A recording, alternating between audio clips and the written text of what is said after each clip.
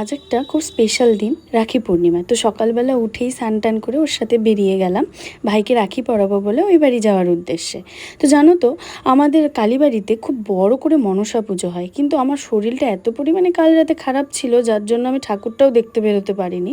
তো আসার সময় ওটাই আমাকে দেখিয়ে দিচ্ছিলো, ওটাই দেখে নিচ্ছিলাম আর কি। তো বাড়িতে এসেই তো প্রিয় সব কিছুর সঙ্গে দেখা। তো আমি যেহেতু উপোস ছিলাম, উপোস থেকে আমি রাখি ফোঁটা সব কিছু দিই, তাই মা আমাকে ঠান্ডা ঠান্ডা শরবত বানিয়ে দিল, সেটাই খেয়ে নিলাম।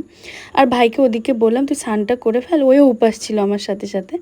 আর আমি এদিকে গোপালকে পূজাটা দিয়ে নিই। আমি প্রতি বছরই তাই করি, গোপালকে প্রথমে রাখি পরিয়ে পুজো দিয়ে গোপাল সেবা করে তারপরে গোপালের পায়ে আশীর্বাদ নিয়ে আমি ভাইকে রাখিটা পরাই।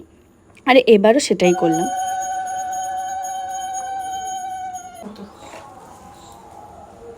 তো গোপালকে ফার্স্টে রাখিটা পরিয়ে তারপরে আশীর্বাদ নিয়ে ভাইকে শুরু করলাম।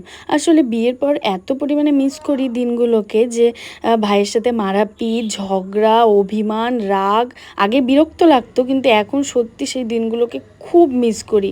মানে ছোট ভাই থাকা যে কী, মানে এত আদরের একটা জিনিস। তো যাই হোক, ভাই আমাকে কোনো দিন প্রণাম করতে চায় না, আর আমি শয়তানি করে প্রণাম নিবই। আর এখনও বিয়ের পরও আমাকে কোনো জিনিস মানে খেতে দেয় না, আমাকে না দিয়েই খায়। তো সেটাই আজকে হঠাৎ করে দিল, ওটাই দেখে আমি অবাক হয়ে গেলাম। তো মা এদিকে তাড়াতাড়ি করে রান্নাটা সেরে নিল, আর ওকে এই যে ভিডিওতে নিলে ও খেপে যায়, তাই ওটা একটু মজা করে নিলাম। তো এদিকেও আমি খাওয়া দাওয়াটা সেরে নিলাম। তো এই ছিল আজকে আমার ছোট্ট ব্লগ। যদি ভালো লেগে থাকে লাইক, কমেন্ট অ্যান্ড সাবস্ক্রাইব করে দিও। বাই, দেখা হচ্ছে নেক্সট ব্লগে।